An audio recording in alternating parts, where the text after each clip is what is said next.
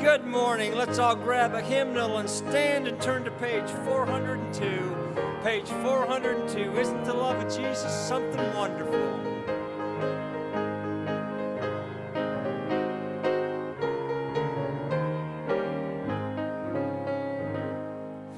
There will never be a sweeter story of the Savior's love divine, love that brought him from the realms of glory, just to save a sinful soul like mine. Isn't the love of Jesus something wonderful, wonderful, wonderful? Oh, isn't the love of Jesus something wonderful, wonderful it is to me. Remain standing as Brother Roger comes and prays over the morning offering. Thank you, Brother Mike. Our Heavenly Father, Lord, it's good to be here at church today, Lord, and we want to praise you today, Lord, Amen. And honor you, Lord, and thank you for the Bible, your word, Lord, that we can learn out of, and be with Brother Allen, give him the message today. If we've got anyone lost, we pray that they'll come forward and be saved, and just be with those that have lost loved ones and those that are sick, Lord, just take care of them. And be with our country, give our leaders some wisdom to guide our country, and bless this offering in Christ's name we pray. Amen. Amen.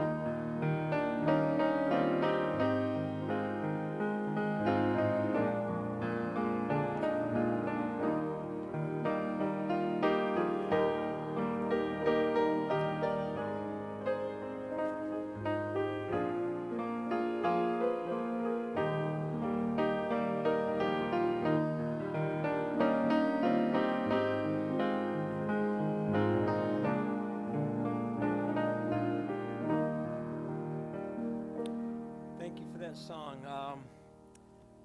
That reminds me of being a child. My mom used to play the piano, and I can remember many nights going to sleep by my mom playing songs, and I just can't get enough of piano music, especially when it's gospel piano music. Let's turn to page 546, page 546, Just a Closer Walk with Thee. And remember, we got another offering coming up. It's Penny Sunday.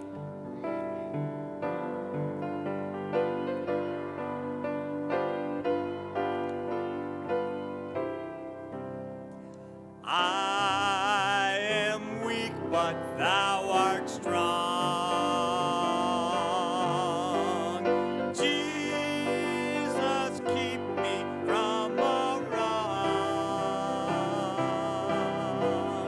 I'll be satisfied as long as I walk. Let me walk close to thee. Just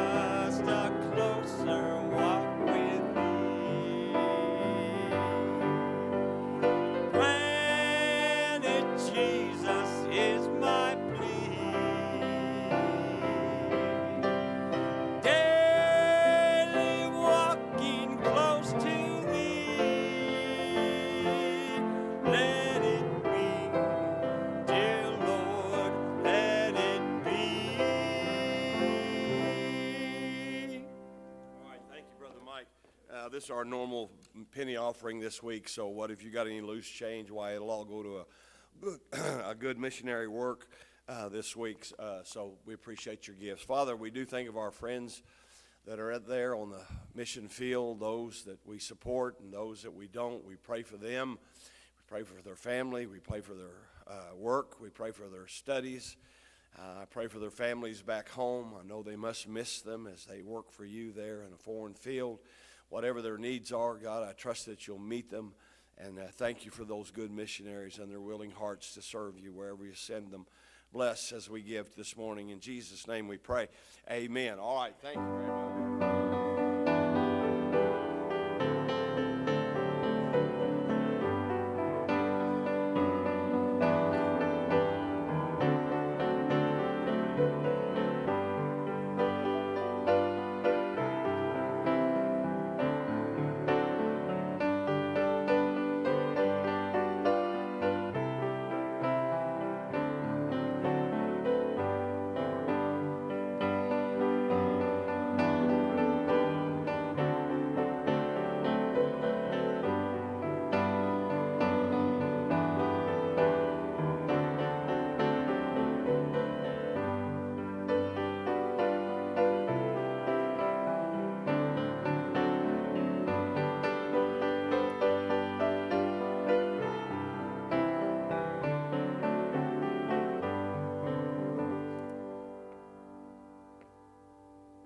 Let's go back to 546 and we'll sing the last verse of Just a Closer Walk with Thee.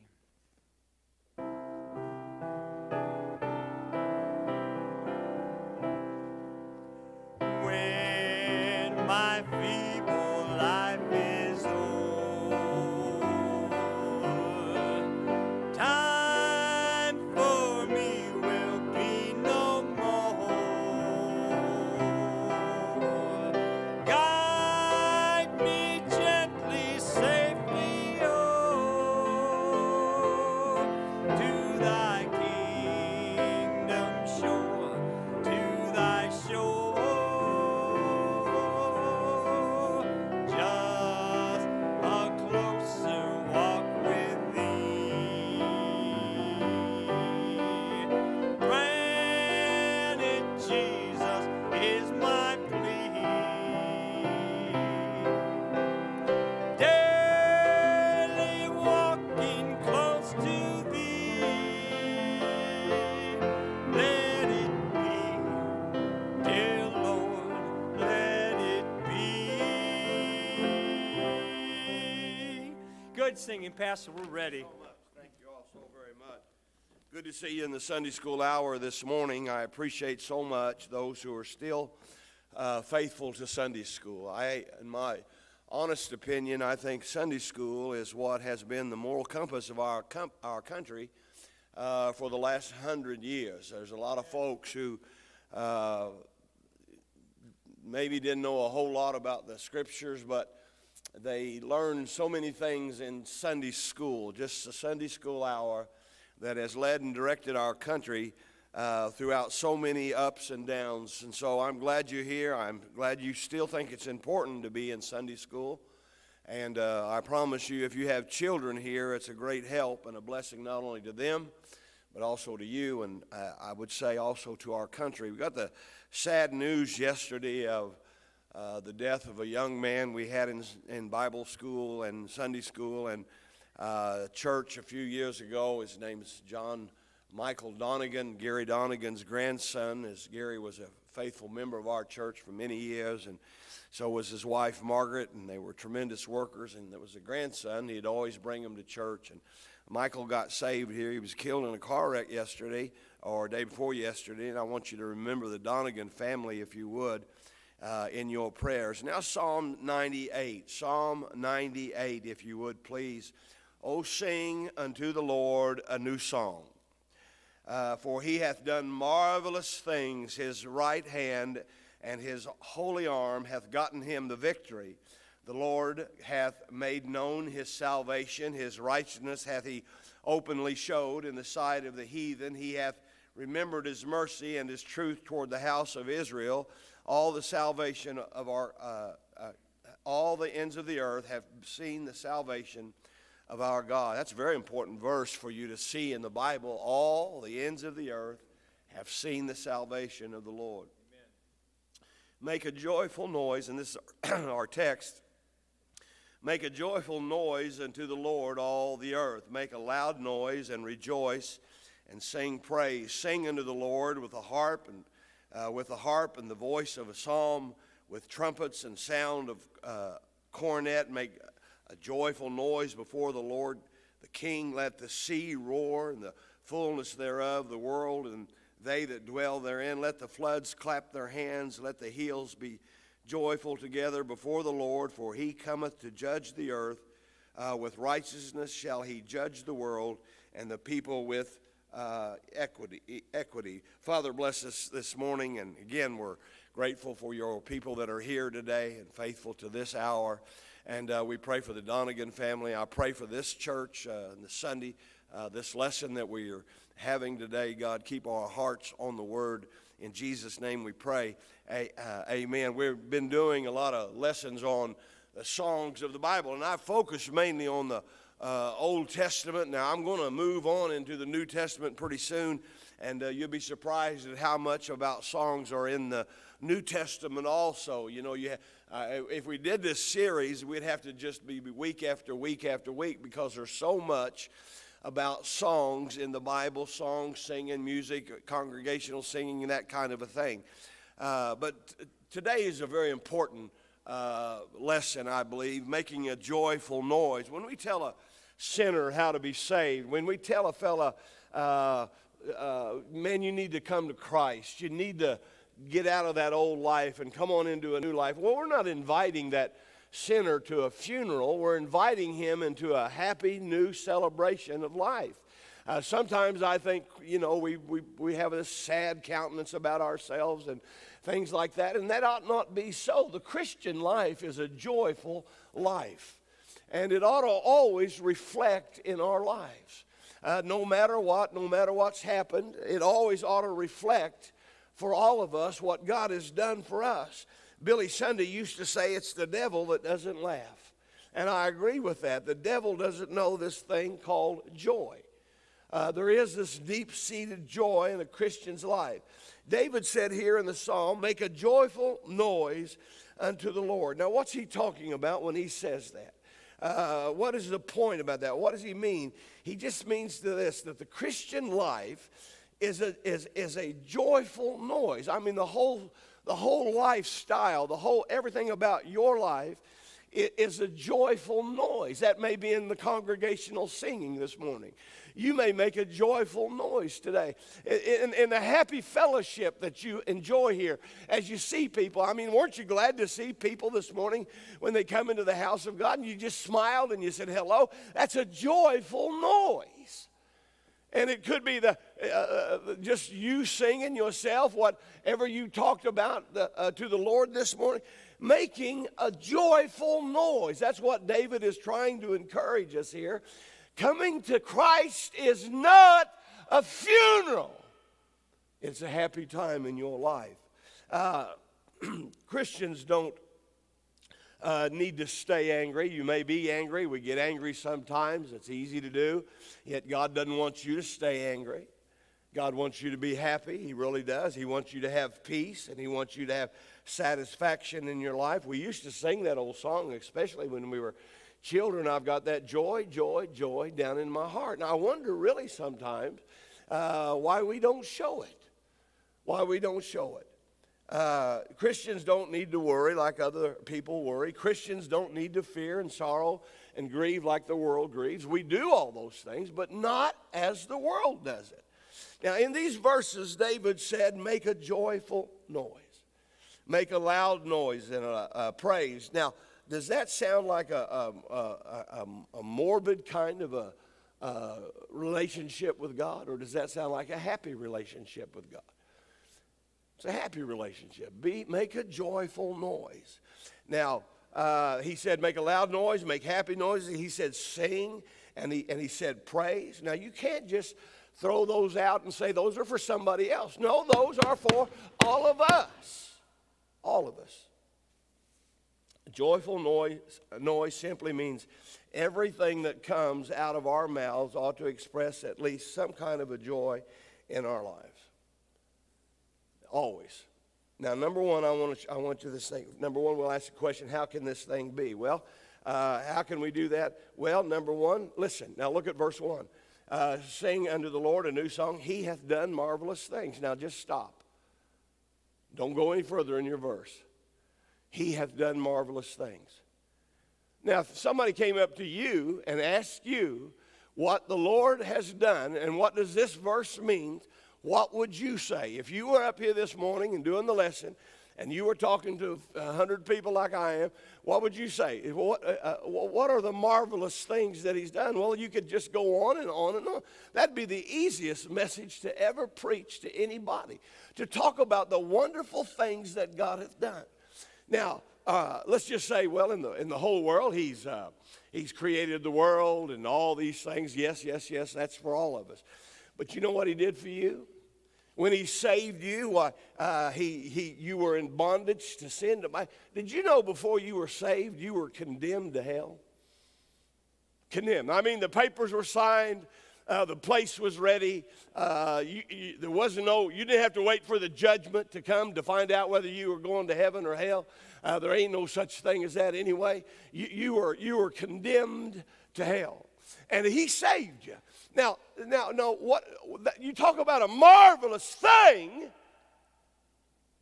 There's a marvelous thing. So everybody in this room who's saved can say, well, one thing I know, I once was lost, but now I'm found.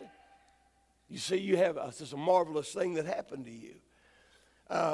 We were going downhill fast. But here's what happened. Jesus, on the right hand of the Lord, died on the cross and won the victory. He hath done marvelous things. You're saved. You're forgiven.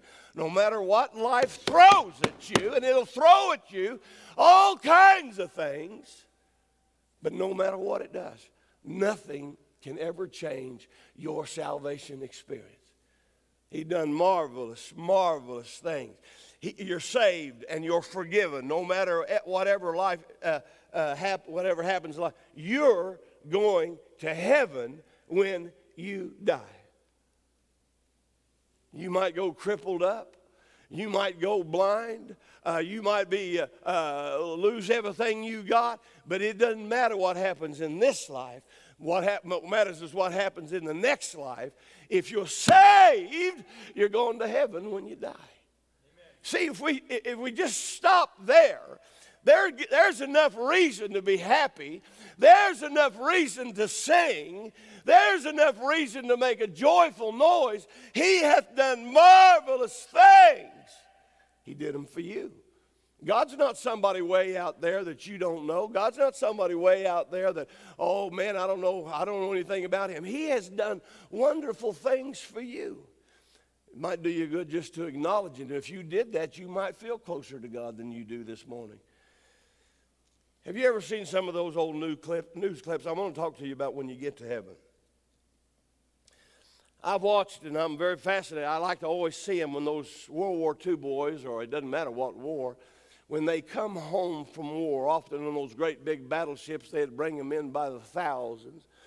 And on the port there, would be waiting the families of those soldier boys that were coming home. And you can watch those old black and white films of them fellas coming home. And there on the shore would be some old mother and some old dad or some lovely wife standing there waiting for her husband, and the mother and dad waiting for their children, their son, to come home. And sometimes the newsreel caught those pictures of those soldier boys coming home and seeing their mother, perhaps maybe for the first time in 4 years. And they're weeping and they're shouting and they're laughing and they're hugging and they're crying, and it's just a whole bunch of joyful noise. That's what it's going to be like when you go to heaven. Exactly what it's going to be like I don't care what happens to you on this earth. I mean, I do. I'm not saying that. I'm simply saying whatever happens, God has done something marvelous in your life that nobody can ever take away from you. The right hand, look at what he said. He said, his right hand and his holy arm hath gotten him the victory. A victory. Who's he talking about? He's talking about God the Father. He said, my Son, who's on my right arm, who's at my right hand, has the one that has gotten us this victory. How'd you get saved? Was it the right arm of the church that saved you? No. Was it your own right arm that got you saved? No. It was the right arm of God that got you saved. He got you victory over the devil. So listen, there's no reason for us not to always be able to make a joyful noise. His holy arm, that's talking about Jesus. He's the one who has gotten us everything that we couldn't get for ourselves. You remember when Stephen, the Bible talks about him in the book of Acts, was martyred.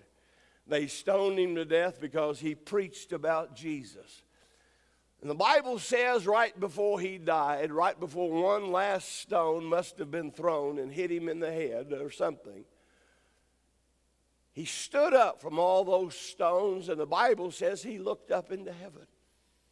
All these angry Jews were all around him. Listen, that's not a joyful noise, those people throwing the rocks. They were angry and foolish and wouldn't listen to the Bible, listen to the Word. But Stephen, on the other hand, was standing up looking into heaven. And the Bible says he looked up and he said, I see Jesus standing at the right hand of the Father. Well, they just gnashed their teeth the more.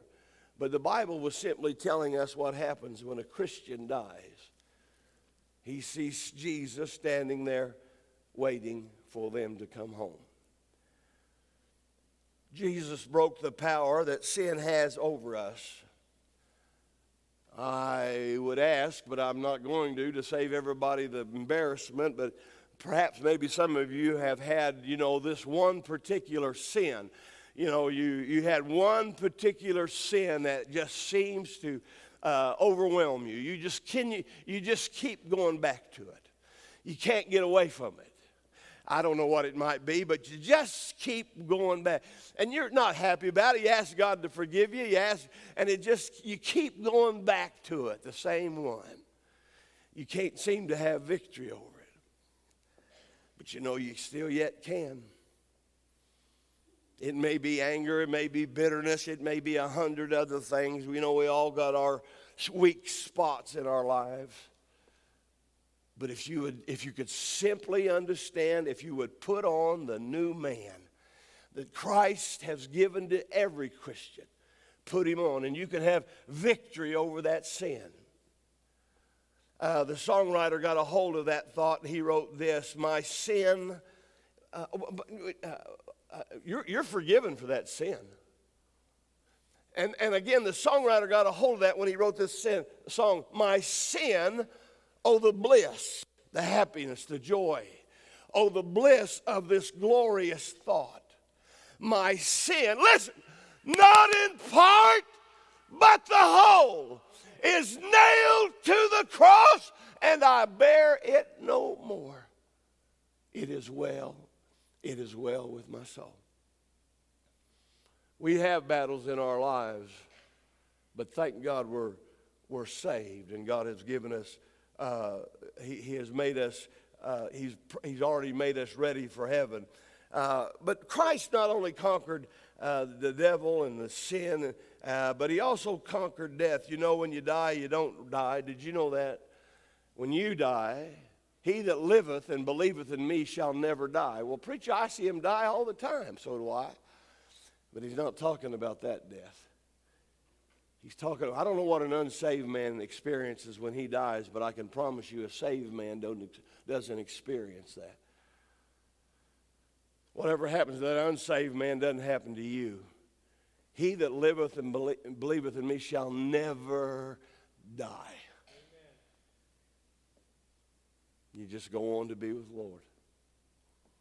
Close your eyes here and you open your eyes there. That's all. He conquered death and he conquered the devil. The devil bruised his heel there on Calvary, but Jesus bruised his head at the resurrection. So listen, that's what I'm saying this morning is this, that the basis of all of our joy or our make a joyful noise, it's all based upon what Jesus has done and what he will still do for anybody who wants him to do that for them. Now, I want you to look at verse 2 and 3 of Psalm 98. The Lord hath made known his salvation. His righteousness hath he openly showed in the sight of the heathen. He hath remembered his mercy and his truth toward the house of Israel. Now, that's good. I'm glad he remembered it towards the house of Israel. And then he goes on to say this, all the ends of the earth have seen the salvation of our God. So the Lord hath made known his salvation, and I'm glad he did. I'm glad he didn't keep it a secret. And aren't you glad he didn't just reveal it to a select few? Aren't you glad God didn't say, well, now, look, I can't save you. You're not in the select few. You don't have enough personality. You don't have enough money. You don't have enough position in life. He just didn't open it up to a select few. He didn't say, now, Israel, you're the only ones that's ever going to be able to go to heaven. He didn't say that. He said, I'll open it up to whosoever will. Not only to Israel. He said, I'll save you, Israel, but I'll open it up to the whole world. Now, you listen to me. And you get this, and you get it good and solid up in your head, and you for sure and tell anybody you ever see about this. There's a lot of mysteries in the Bible. Anybody who's ever tried to read it understands that. There's just a lot of mysteries in the Word of God. A lot of things we got to figure out about the rapture, the resurrection, a lot of things we've got to study about the second coming of Christ. We have to know these things, and they're not easy things to put in place sometimes. But I want you to understand this. And by the way, there's things that are hard, but they're not impossible. Well, all you got to do is just keep at it and stay at it. There are a lot of mysterious things in the Bible. There are difficult things to put together and understand. But now listen, salvation isn't one of them. Salvation is so easy that a 3-year-old child often can hear it and be saved. It's not. It's because God has openly showed it. A fellow said to me one time, and this is true, I wish I could remember all the details about it, but he said to me one time, I was witnessing to him, asking him, I just said, are you saved? Are you going to heaven when you die?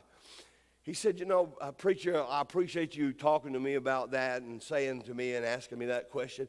But he said, my mother is this and my father is this denomination. He didn't say that, but he said, my wife goes to this church, and then he said all these.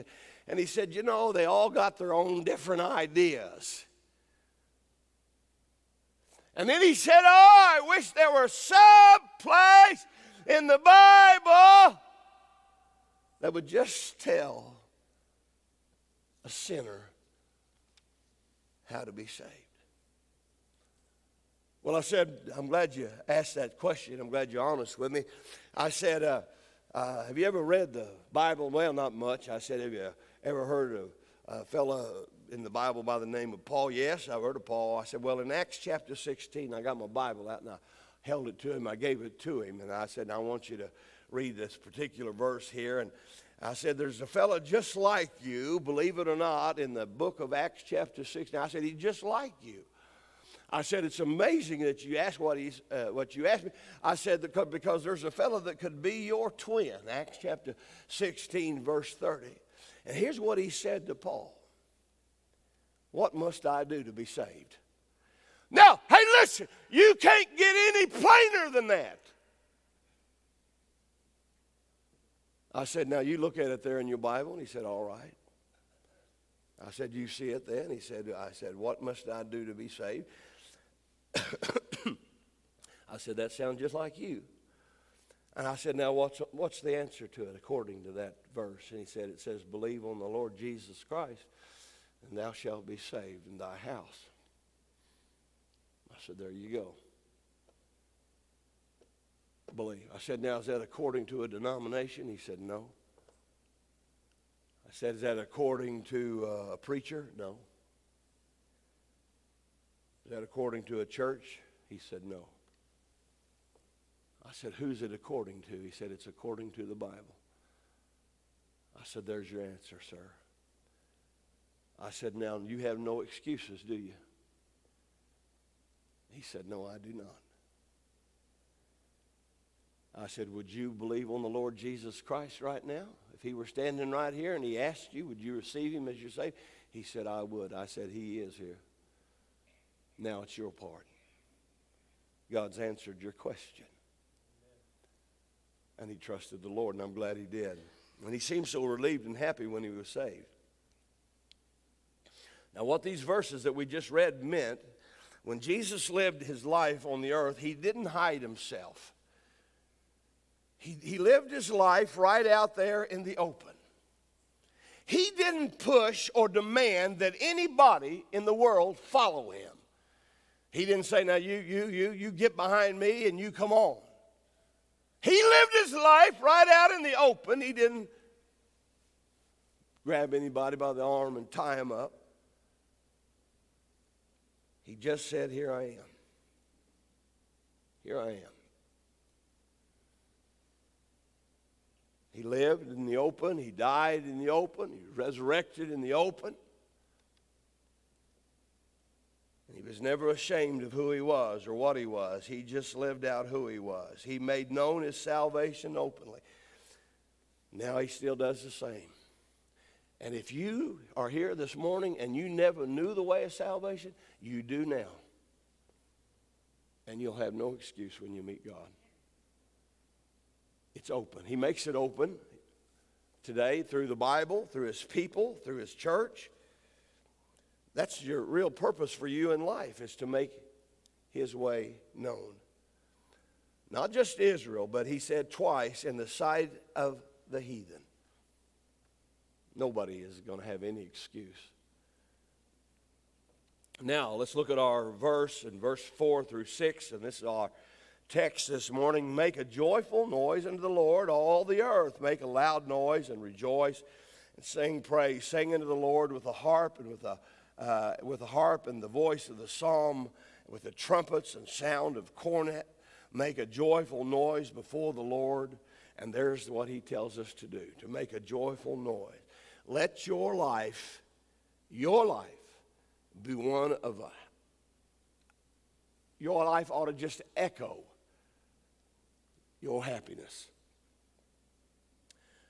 It's one continuous thought there that we read there. He openly showed it, and he showed his salvation. He hath made known his salvation. Now he wants us to do the same. I want you now to go out and make a joyful noise into this Lord in the world. I want you to do that with your life. Make a joyful noise. Sometimes that's speaking. Sometimes that's living your life. Now, if you'll pay attention to those verses, he says 4 different things. Make a joyful noise. He said there, make a joyful noise in the Lord, all you. Then he said this, I want you to make a loud noise and rejoice and sing praise. And then he said, I want you to rejoice. And then he said, I want you to sing praise. Those 4 things. You can just number them right there. 1, 2, 3, 4. That's what I did. All right. What does then a joyful noise there mean? It means you ought to laugh. Nothing wrong with laughing. I had a guy get up one time. The fella had done his best to invite him to church. And he finally came. He told me this afterward. And I told some sort of a joke in church, like I often do. I try to be funny when I'm probably not very funny. But anyway, I made a joke, and y'all laughed, and he got up and left. He didn't get up at the preaching. He didn't get up and leave at the singing. He didn't get up and leave at the preaching. He got up and left at the laughing. That's the kind of people you got to deal with in this world. And his friend told me the next week, he said, because they'd worked together, and he said, his friend said, well, how come you got up and left? He said, I don't believe in laughing at church. Well, what do you do? What do you believe in? Weeping? Wailing? Goodness sakes, if you can't laugh at church, I don't believe you can laugh anywhere. We ought to smile, be happy, we ought to be kind. Listen, those things have done more for the work of the Lord than any other thing besides outright soul winning. Just seeing happy people. People, unsaved people especially, respond to happiness, just happy, enthusiastic, smiling people. That's what God wants from your life. Anybody in here can do it. Don't matter how much money you got, don't matter what position you have in life, doesn't matter. He said, if you'll just learn to be happy, let go. Let go of things. And that's what makes you sing.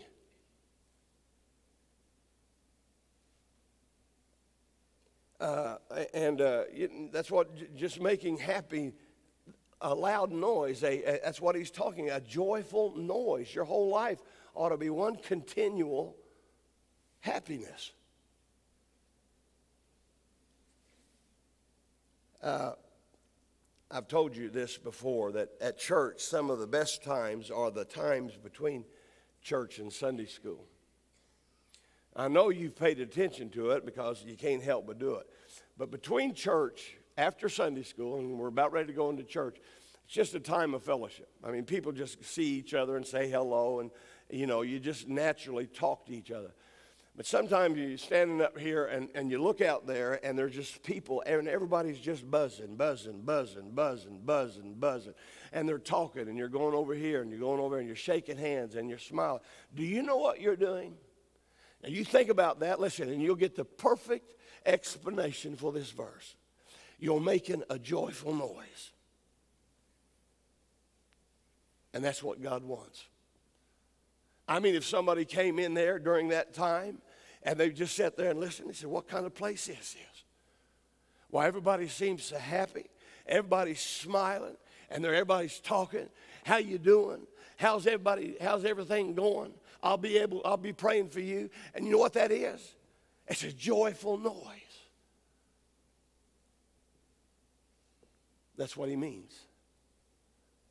I want you to do that in life. A joyful noise.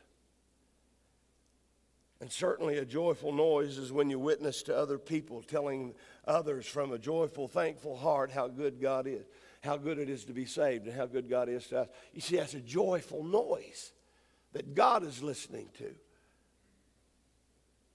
A loud noise, in other words, doesn't.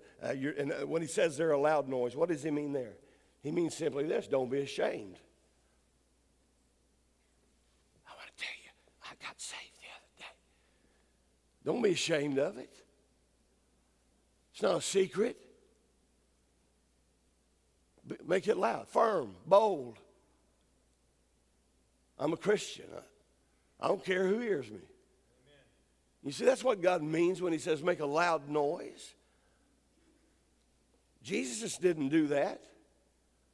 He openly went out. You know something? Jesus didn't ask you to quit your job after you got saved. He didn't ask you to sell your possessions. He didn't tell you to go up on some mountaintop and live by yourself. Here's what he says for you to do. You get saved. Now you just go on with your life and let me direct you. Let me help you. Let me lead you now in your life. You get an opportunity to serve me, you do it. I don't want anything but just your life. You give it to me. And if you'll do that, you'll find the happiest kind of life in this world is the life that God is now giving you. You get to have an opportunity to tell others what he means to you, and that's what you ought to take that opportunity. Don't hesitate. Don't be ashamed. Making, what's he see? A loud noise. I often think about people in my life who I've known, and they've gone on, most of them, and not all of them, of course, but the Christian people that stand out to me in life, that I've met throughout my years and have impressed me the most were people who are happy, Johnny Cook, just happy, hardworking, faithful to the Lord, and wonderful workers for God. Those people right there. That's not necessarily great evangelists and great pastors and all those things. I'm talking those most people who have impressed me. That fella who gets up and goes to work, that wife who gets up and does her job right there at the house. She's happy, never complains, and are faithful to God. Listen, you're going to be impressed by those people more than any other kind of people in this world. They're the best kind of people to meet. And then he says, rejoice. Do you think, do you do that? I'm just going to ask you, do you do that? You answer in your own heart. Do you rejoice in your life? That's a church word, isn't it? Rejoice. It means, of course, just feel and show delight. See, well, these things are all so closely related. Rejoice means just to have a positive outlook on life. You're happy, and it shows you emit that kind of a happiness in your life. Many Christian people don't do that. Many Christian people, they just seem to want to find the negative about things. They want to criticize about things. Don't be that guy. Don't be that guy. Paul said, rejoice always in the Lord. That's who you want to be. Set your goal to be that guy. I want to rejoice. I may not do it, God, but that's who I want to be. I want to make a joyful noise unto the Lord. Then number 4, he says, I want you to sing praise. And he goes on a little bit more about it in verse 6. He goes on and said, he said, do it with a harp and do it with trumpets and sound of a cornet. Make a joyful noise before the Lord. I've never understood. There are a lot of people and a lot of churches you can go to who refuse to have musical instruments in the church. Now, I know you just can't have every wild thing in the world in the church house service. But to say it's sinful, I just never understood that with so many of the Psalms and so much of the Bible that talks about singing with the harp and musical instruments, that anybody could ever find a lot of fault with that. Sometimes, we're here at the church, and I try to save my voice a little bit, and God always, He don't let me do it much. I just tell you that, but I can hardly do it anyway when we have congregational singing. There's just things I like to sing about. Did you know the other day I was reading one of the old Psalms or the old hymns, and it's called Marching to Zion. And you've sung it here many, many times, and I don't know, maybe you're like me. Sometimes you don't pay attention to all the verses, but you ought to. But anyway, there's a line in that song that goes like this. Let those who refuse to sing, who never knew our Lord. Let those refuse to sing who never knew our Lord. I like that. If you know the Lord, I don't know how you could ever refuse to sing. We do know what He's done for us. We're always glad to sing, even if it's just a little. If we don't have a beautiful voice and all those things that so many have. I want to give you in closing now, and I'm going to do a lesson on it before we're through this lesson. Go over to the book of Acts, if you would, please. Acts chapter 16. I'm going to give you some of those verses that I told you about, but I want you to see a perfect example of making a joyful noise unto the Lord. Chapter 16 of Acts, verse 19. We'll be preaching about this on Wednesday night, too, before very, very long. Acts chapter 16, beginning in verse 19. And when her masters saw that the hope of their gains was gone, they caught Paul and Silas and drew them into the marketplace unto the rulers and brought them to the magistrates, saying, these men, being Jews, do exceedingly trouble our city and teach customs which are not lawful for us to receive, neither to observe, being Romans. And the multitude rose up together against them, and the magistrates rent off their clothes and commanded to beat them. It's Paul and Silas beat them. And when they had laid many stripes upon them, they cast them into prison, charging the jailer to keep them safely. Now, it doesn't sound like it's going to end up too good for old Paul and Silas.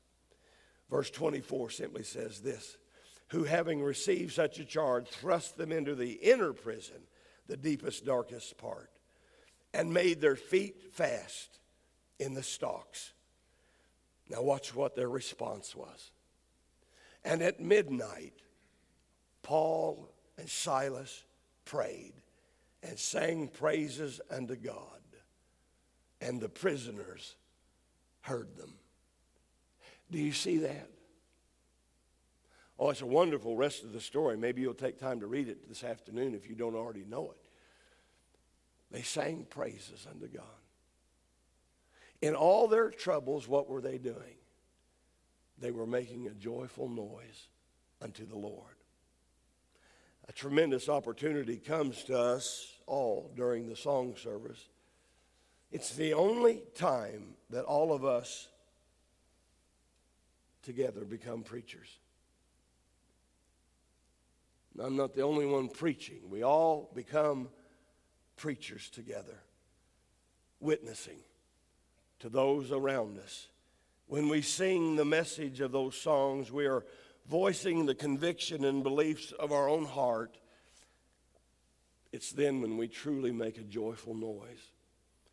That's why I would never want to miss a service in church. Because every time you do and you come and sing, you know what you're doing? You're doing exactly what God tells us to do in Psalm 98. You're making a joyful noise unto the Lord. I want to take advantage of every time I can get to do that. Let's all stand and bow our head. We're going to get ready for church here in just a few more minutes here. And we'll give you a chance to do that in between church and Sunday school to make a joyful noise. You can shake hands and say hello to everybody. Father, bless us and get us ready for the preaching hour. We love the teaching hour, God. We love the teaching hour. But the preaching hour, God, is when you really seem to do your work. And we want you to do that. In Jesus' name we pray. Amen. All right, you're dismissed, and we will see you in about 15 minutes. You go get you a drink of water, whatever you want to do, and you say hello to people you haven't seen for a while. Good to see you here this morning. Come on up.